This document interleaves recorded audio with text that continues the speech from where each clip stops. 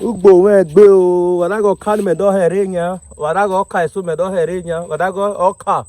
Ugbo we gbe, ana runu jugbo na we mo. Ugbo we gbe. Me to be biono ka, me biono ka ole. Na ma do muku na woko wa gole. Wadago era ri go do na we kinya. Ugbo we gbe. Va ye runu jugbo. Ugbo we gbe. Gole goka. Roka, ugbo megbe, ebibi, hui. Vada gege mere abon no kananya, vada ko no ka ki konanya gole, golumu kona.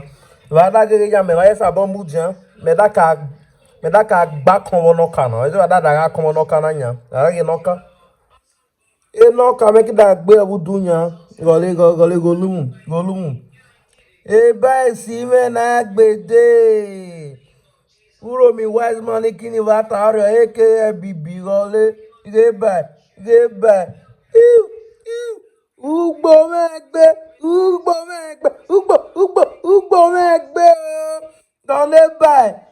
Medi gole bai vudu nyane bibilistic we bibi hui.